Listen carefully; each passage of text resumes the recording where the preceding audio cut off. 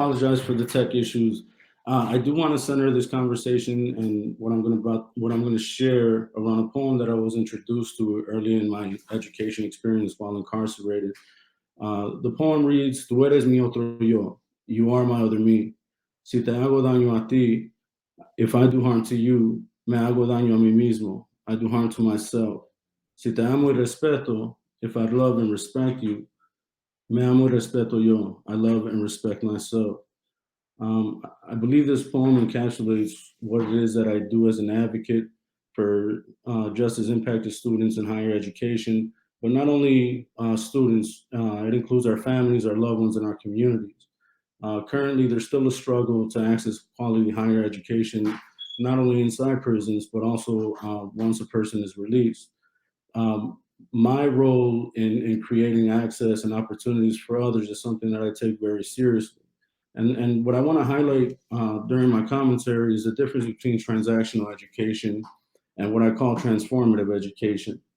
Paulo Freire, who I respect and have really been impacted by his works, says that liberating education consists in acts of cognition, not transfers of information. And I highlight that because my childhood experience with education was much different than the education I was introduced to during my incarceration. My childhood education really wasn't a positive experience for me, mainly because nothing about who I was, nothing about who my family was, and the people that are around me that impacted me in my learning process was validated or affirmed in the classroom space. It was actually not only excluded, but very much encouraged to not be included in the classroom. And the reason I highlight that is because my transformative education experience with the Education Justice Project while incarcerated at Danville Correctional Center was much different than that. There was a book that had a very big impact in the way that connected with my lived experience called Burro Genius by Victor Villaseñor, and it spoke to a young boy going through the education system and pretty much having to struggle with his identity as he was introduced to new concepts as as as he went through his education process, knowing that he could not bring what he knew existed within him based on the education that he had received from his mother, from his grandmother, and also from the people around him. A transformative education takes into account everything that a student comes into the classroom with, and not only takes it into account, but actually affirms it by being inclusive of it in the classroom. I'm the beneficiary again of a post-secondary education that created access for me to learn not so much from the professor, not so much from the books, which was that process, but more so from the students that sat next to me and were engaged in very critical conversations about not only the material in the classroom, but also as it related to the world around us. For those of us in those spaces, the prison was our immediate context to be able to identify some of the gaps and some of the things that were missing related to supporting our higher education process. I remember one of the first advocacy works that we did at being part of an ESL program where it was peer led and where we taught students how to speak English, but not so much speaking English as a means to navigating the system better, but also finding ways to engage our things that were missing. For those students that were in the classroom, one of the things that was difficult was accessing their families through a phone because most of their families were in Mexico. So we engaged in a letter writing campaign that produced results. That for me and for the students that we were teaching was empowering because it showed us that direct action does produce results. And again, those actions would have only been introduced being in those spaces of higher ed and prison through the Education Justice Project.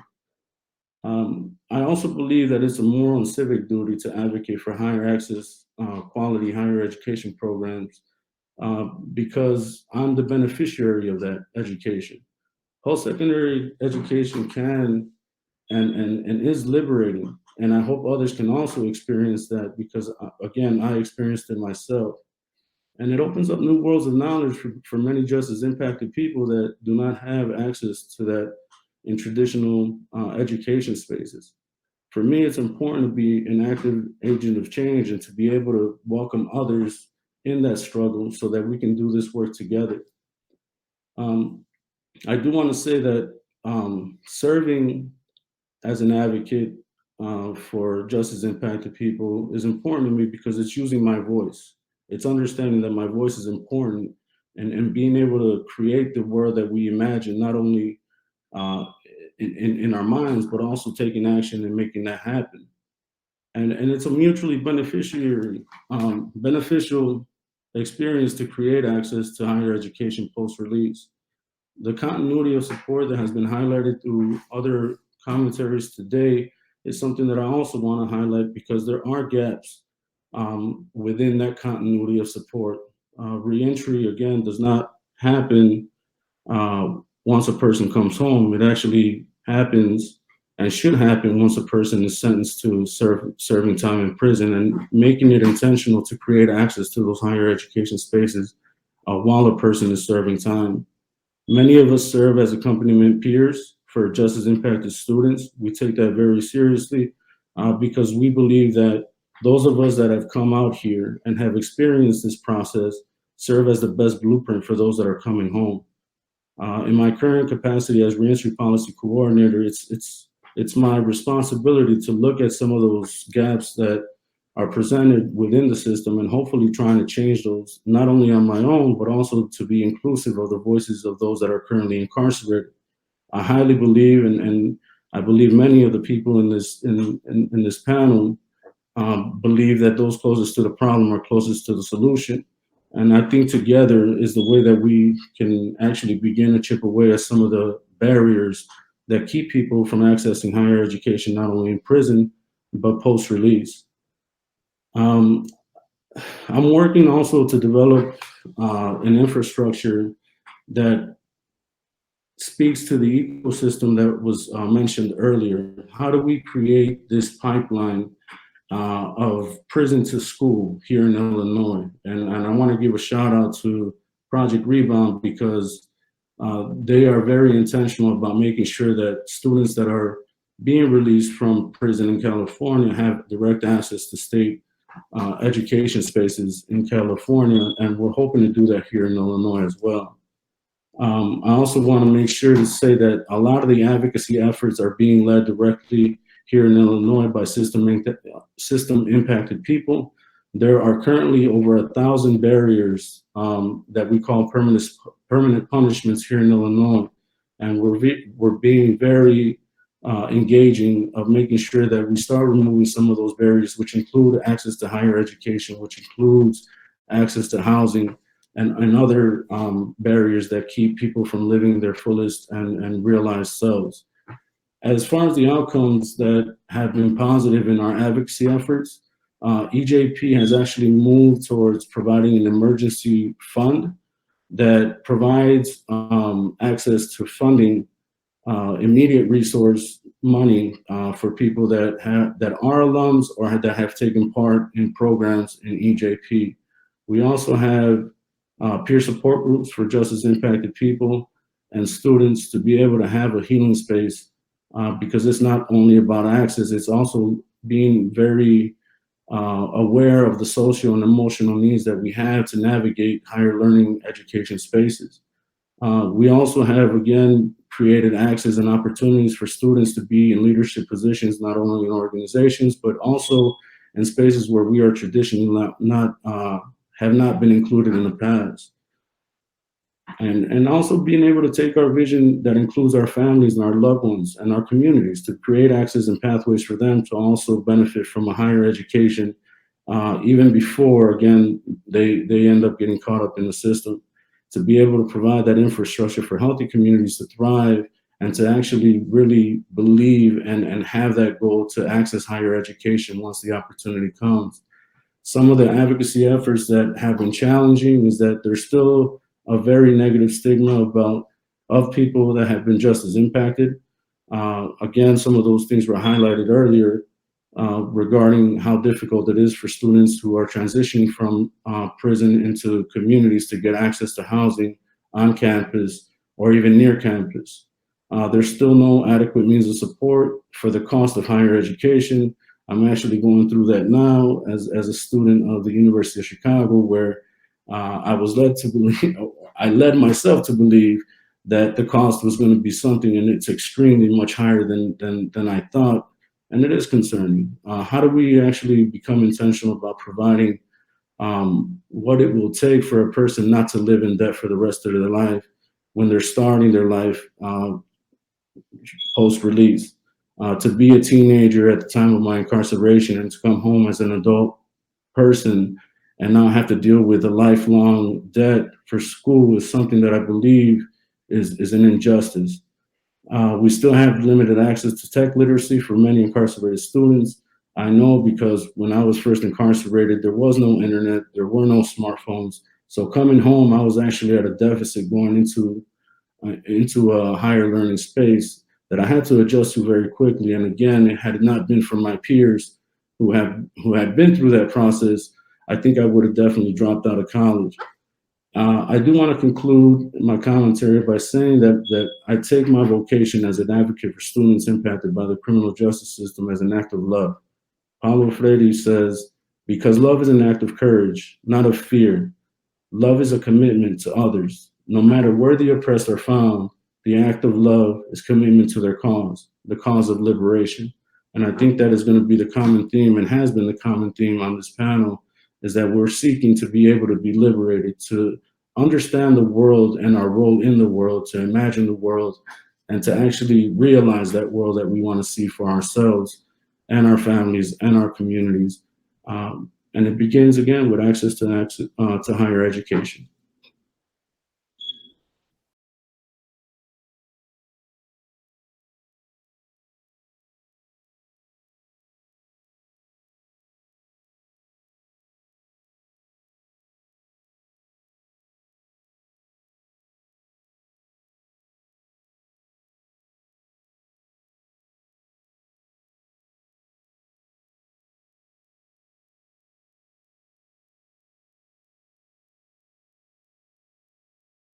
In these spaces, I want to talk about individual support and also talking about on a systemic level. And so I'd like to talk about how we can foster individual support. And so with Berkeley Underground Scholars, I know that for myself as a formerly incarcerated person, when I was coming home, I met some people. I met Danny Murillo, who was actually a student at the time when Berkeley Underground Scholars was just starting up. And that was very important for me. That was so important for me in connecting with services. And just as a student, I had completed my AA while I was incarcerated. And so just having that liaison support was really important to me. And so now as assistant director with Berkeley Underground Scholars, what we want to do here and what we really strive for is just creating a transformational space, creating space for students on campus. And so that advocacy is really important because it started off with just a couple students who were formerly incarcerated, and it really has grown and expanded because of the advocacy work of individual students really fighting for space on campus, really doing a bunch of outreach.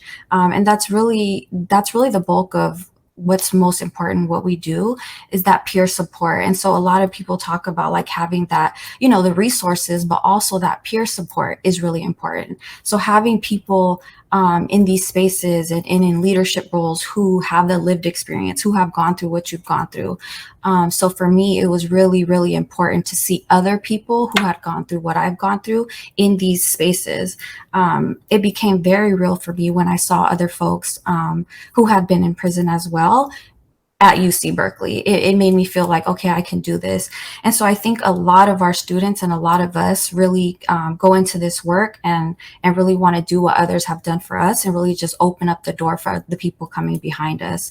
And so I think, we're doing a lot of support work, but a lot of times we don't mention that support work is also, affirming people and making people understand and make them know that they belong here. So it's not just like the analyzing the transcripts. It's not just supporting them with resources. It's also like letting them know that they belong.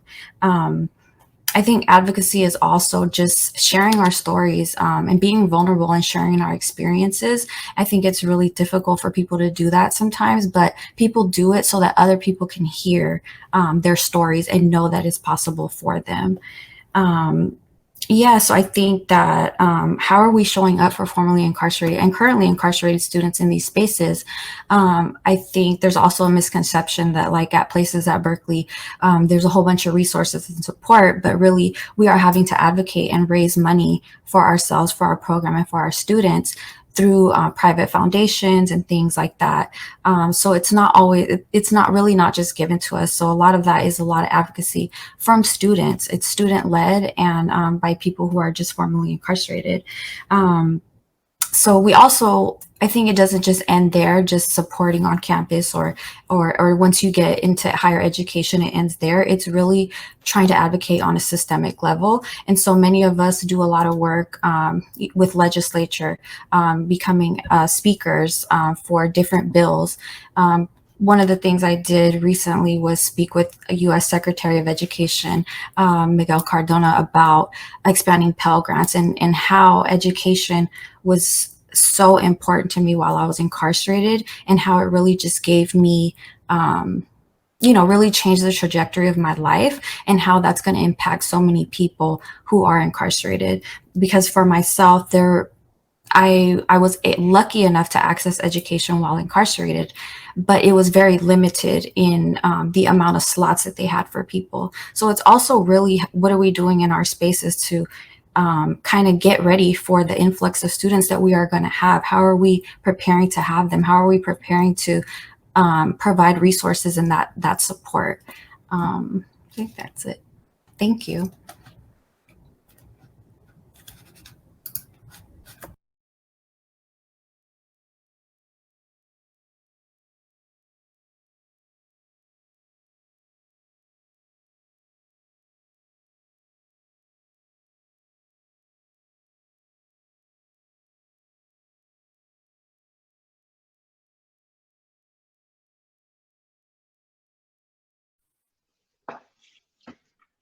Hi, can everybody see me?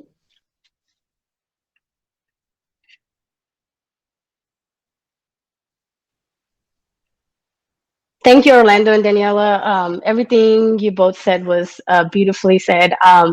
My name is Rabia Qutab, and it's an honor and pleasure to be here. I'm one of the Justice Fellows for Education Trust, representing the Los Angeles, California area.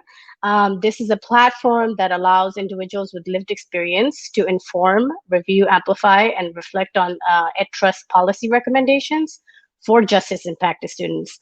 A little bit about my journey. My journey from incarceration into reentry taught me lessons of transformative power that Orlando has mentioned. It is life-changing. It's like a game changer in the sense that when you come out and you're learning how to reprogram your life, yourself, it could be very overwhelming. So it reflects on it, individuals ourselves within our pathways, whether it be educational pathways, spirituality, emotions, agenda for our well-being. I think there's a sense of academia and recovery that goes hand in hand with reentry, which allows us to also be a part of a space where you can do critical thinking, right? A lot of times I've heard stories that have been mentioned by formerly incarcerated people that when they had done their prior education, they were stuck in an environment where they didn't even have, they weren't even able to have African American professors or Latino professors. And so to me, that was one of my experiences. I do believe my journey of reentry allowed me to open my eyes into the social justice aspect of academia. And one of the things I do want to mention is it's allowed us to become our own owners. We own our own education pathways. We own our own pathways to allow us to pick which route we need to take. And so I hate to say this as a cliche, but to me, education has become a part of a journey of healing and therapy, almost therapeutic. And so as Orlando and Daniela have mentioned about all these student support services programs, I was going to go ahead and highlight on the task and the program that they do.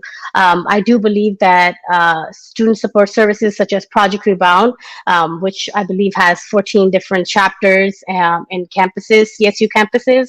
You have underground scholars at UC Berkeley. You have rising scholars at community colleges, and I myself am a proud member of Rising Scholars at Mount San Antonio Community College, and I work as a project expert. And that journey itself started by connecting myself with Project Rebound initially when I first got out, and I saw the type of work they do. I saw the type of commitment they have for the students. I saw the type of space they provide for us to be transparent, to be open, and so it really motivated me to lead on this work with them. And so it's been almost a year into this journey in higher education advocacy, and I've seen so much growth. I've seen so much power. I've seen so much reflection that it has transformed students that I've seen. It's transformed myself. It's transformed my peers, my mentors, into a next level, what do you call it? Freedom fighters, right? So this is the type of freedom work that we allow our programs to be part of. One of the things I do want to highlight is that community support. It's very, very important to understand that students that are in their reentry need that communal support, whether it's just like checking in, calling just to see how you're doing, or even figuring out like if your status of stability is going fairly well. So in my journey, I've seen these programs, these organizations have had such an amazing agenda. However, one of the things I do want to highlight is that I've seen in higher education institutions, we forget that there's also an agenda of recovery. Most of our students are former addicts, and I believe that it's important to always put that aspect when you're doing these organizations. There should be an aspect where you deal with that agenda of healing when it comes to former addiction, former trauma. Trauma and addiction can be very, very, very important to understand, and it's something to be mindful of. So today I suggest that there are a lot of programs that do workshops and healing work, but I want to give a shout out to Sober Scholars at CSU Long Beach and LA to have a program that they are for formerly incarcerated and also formerly incarcerated recovering addicts, where you can have a space where you can communicate, where you can network with each other, and also just have that strong bond that we all need to continue each other in this higher education journey. One of the things I do want to mention is, as a former recovering addict, we are a community that's like marginalized within the community. So we're the community that's marginalized within a formerly incarcerated community. So it's sometimes we kind of fall into cracks where we're not given that space where we can push our agenda. But I do believe that education recovery, when it goes hand in hand, it creates a power that's definitely freedom work.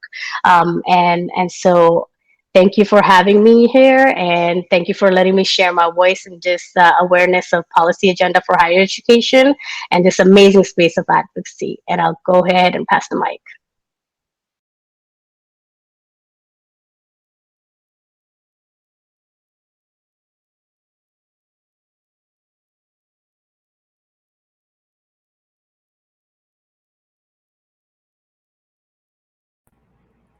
Hello, everybody, and good afternoon.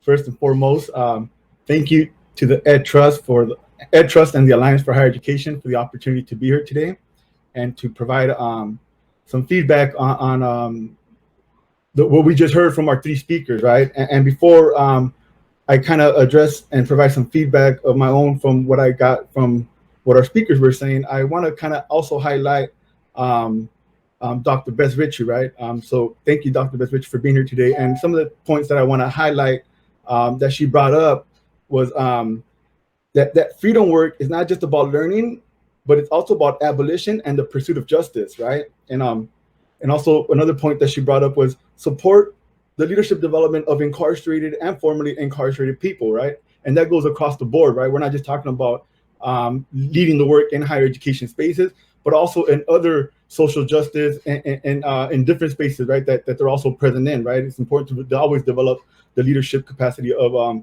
incarcerated and formerly incarcerated people. And lastly, that the work that happens in the class leads to freedom, right? And freedom for all, right? And I kind of want to bring those things in because I also, these are also themes that were discussed by our panelists, right? Or our speakers, right? And wanted to kind of touch on some of the things that were said, right? Highlighting what Orlando Mayorga mentioned, right? That education is not just transformational, but it's also, it's not just, it's transformational, right? It's not just this transactional education about just learning and putting information in people's head, but it's transformation about developing people's critical thinking skills, right? About allowing their lived experience to be part of the learning experience that happens in the classroom, right?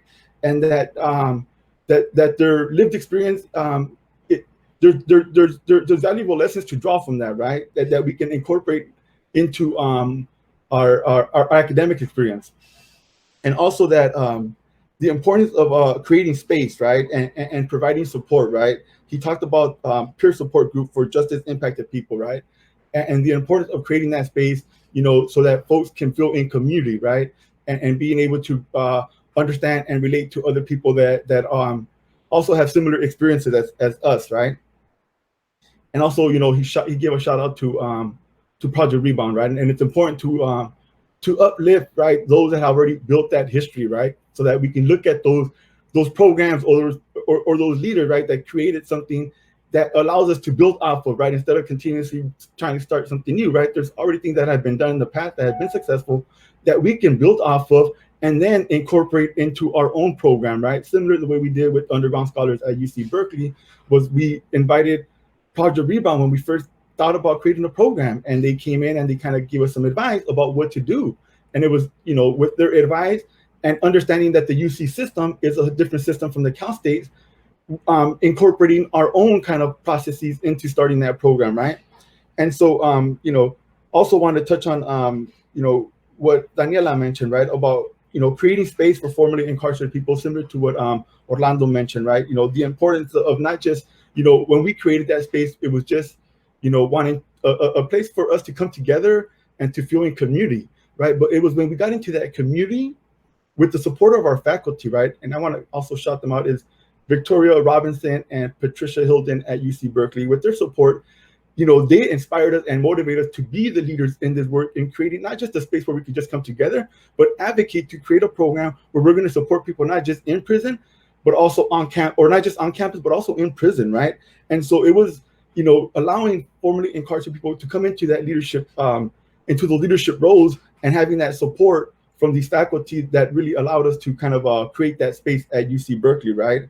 And the importance of having that space, right? For when people come home, that they feel that they have a community that they can relate to, right? Daniela, when she first came home, I was one of the first people that was introduced to her. But I was introduced to Daniela because of another graduate student at UC Berkeley who was connected to the director of the prison education program that Daniela was in while she was incarcerated. If those connections didn't exist, I probably wouldn't have never met Daniela, or it probably would have taken a longer time to connect, because we also know a lot of the same folks in our community, right? But nonetheless, having those connections, right, from the inside to the outside makes the transition a lot easier, right? Even though Daniela made that transition without the key support and resources, right? Daniela should have been in contact with underground scholars a year before when she was already planning on coming home, but those programs weren't even established between underground scholars and the Insight programs, right? But it's something that we need to recognize, that it's important, right, to understand for prison education programs, to understand when folks are coming home, what's available in their community, right? Not just higher education programs, but also resources, right? mental health resources, legal services, social services, right? And so having that available to folks, it's important, right? And kind of touching on the last theme, right, with Rabia, right, that, talking about the transformative power of education and education, not just as an educational journey, but also as a healing journey, right? And important to recognize that higher education should be the conversation about higher education, inside and outside, should be grounded in higher education is part of the ecosystem of reentry. It's not something that's separate from one or the other, right? And it's part of our having education in this reentry circle, right, allows us to be able to connect with those resources that students need, right? Whether it's mental health services, legal services, social services, support with family reunification, support with job opportunities or job discriminations, so it's really creating an ecosystem, right, that revolves around other services that are available for currently and formerly incarcerated people that higher education should sit, and so that it allows us to really take advantage of everything that's available to help us in our journey, not just an academic journey, but reintegrating back into society, but most importantly, also in our own personal journey of healing and growth. With that said, thank you very much. And now we're going to transition to our speakers and give them an opportunity to address some of the questions that we received in the comment section. So once again, thank you, Orlando, Daniela, and Rabia for being here.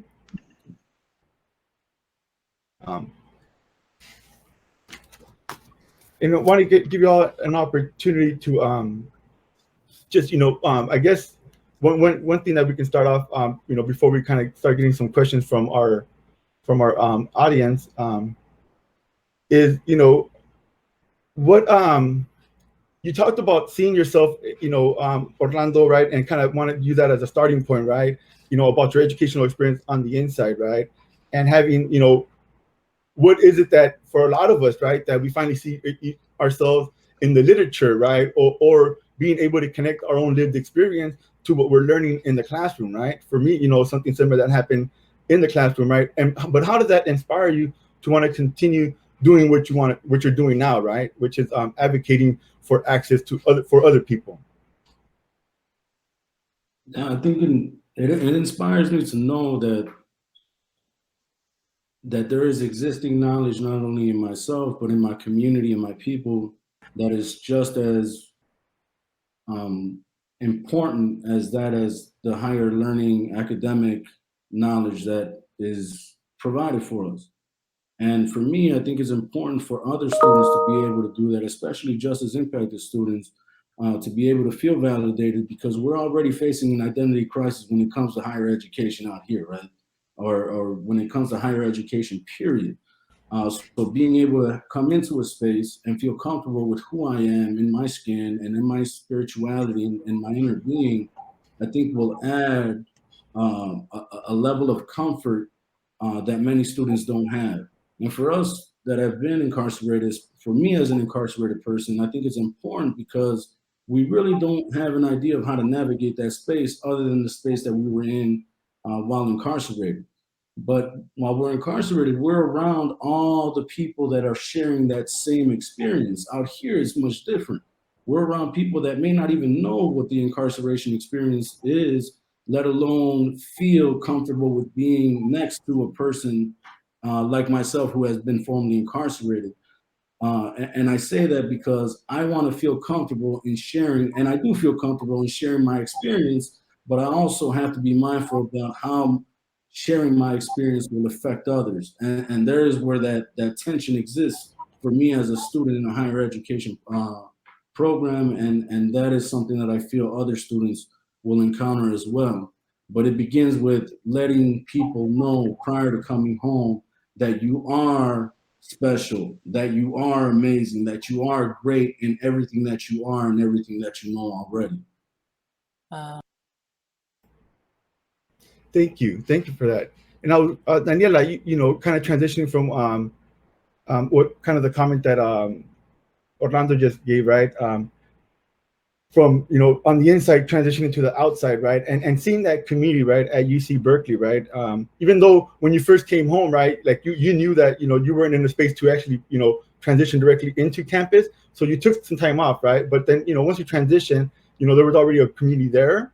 But then now you're part of a program that's also creating that for others, right? And what do you see from your own experience as a student, and now to being an assistant director of trying to create that same, or replicate that same community that was created for you? Yeah, I think so. That's really the main reason why I was very adamant about having this position and holding this position and having this role. Is one of the things I just always remind myself of what it felt like the day that I came to campus to meet you, Danny, and you were still a student. And, my journey now is like having gone through undergrad at Berkeley and having received my master's at Berkeley, and now being in this position, and then always remembering how I felt that day when I came to campus. And I have to really remind myself that our students are feeling that same thing, because people really assume that, they know the language. I didn't know the language. I didn't know what undergraduate was, graduate school. I didn't know the difference between the College of Letters and Science. These were things that I just didn't know, and that was very intimidating for me. So for me, it's just, that's another part of like advocating with other campus resources and just having that community here, and just doing that individual one-on-one check-in with people. Because I think that even in our initial introduction email with you and I, Danny, I didn't follow up for some time, and then you emailed me back and you're like, hey, I know that, you're probably, I know things are hard, but like, don't fall off. How are you doing? And I remember I emailed you back and I said, I know I was just feeling a little overwhelmed after I went to campus and saw like all the people and everything. And I just felt very out of place and didn't feel ready. But when I was ready, the community was there. So that was just so important to me. So for me, it's just really important just to always, be there and not assume that people are not following through because they don't want to, or because it's not important to them, but always remembering that we don't know what they're thinking, or, what they're actually going through, because, people are also adjusting to acclimating to life again. And it's not easy. So that's just something that I keep in mind, and something that I always speak up about when I'm talking with other people in other spaces as well. For sure. I want to bring in some of the questions that I'm reading in the room chat, right? And one of them is, I think it's talking to the point about, that connection that existed between me and Daniela when she was in prison, right? And the director knowing someone on campus at Berkeley. And it's, how do we create structures for connections instead of these connections being coincidental, right? And all three of you having that experience of being incarcerated and now being on campus, right? Or having been on campus as graduate student, Daniela, what are those connections that need to be solidified, right? From education programs to on-campus programs to make that transition a smoother one, right? Instead of having to depend on like, hey, I think I know someone at that campus. Let me reach out to them. Whoever wants to jump in. So I would like to jump in. This is crazy. So I'm originally, I served time in state of Texas, right? So my reentry journey started last year. So the one thing that I did notice in Los Angeles area, in California as a whole, was I've seen people just pick up their phone call and call somebody on a moment of like, hey, this person needs this. So I've seen the power of network in this sense. However, what we can do in these specialized programs is within our programs, be able to do this outreach work that is sometimes not given a lot of attention because we're so consumed with student retention. We're so consumed with data tracking to be able to get funding and grants that we forget that outreach is also a part of the student services organization's agenda. So to be able to create workshops, and like I said, I know it's pandemic and it's so hard. for my personal, as Rising Scholars at Mount SAC, what we did was we reach out to underground scholars. We reach out to Project Rebound to do these workshops for our students so they can understand how to transfer to a community, from community college to a four-year university. So in these workshops, you have these amazing leaders that are already part of the organization. So they get one-on-one FaceTime with them, and they can transfer their contacts. They can share their information directly with the students within these workshops. And like I said, I know we're kind of doing hybrid work, virtual and in person. So outreach should be part of the agenda within these organizations, so they can be able to have the students in these spaces where they're one-on-one with like the program director, or like the person who is a CEO, or the person who is a coordinator for Project Rebound, so that they don't feel like we have to pick up a phone call and call them. They can just directly talk to them in person, or virtually, or over the Zoom. And so I think for most part, California does a great job, reaching out to people. However, I've seen the success of these spaces where you have people from Project Rebound, California State, Long Beach. You have people from LA campus. You have people from underground scholars. You have people from Santa Barbara, San Diego, that are in the same spaces where you have students that are thinking about transferring to a four-year university, but now they're seeing faces to the names, and they're also seeing people who are in these superior levels, like their coordinators or their directors or their assistant directors. And so they can one-on-one kind of hear their stories, talk to them, and directly get their contact information so they can hit them up, I hope that kind of answered.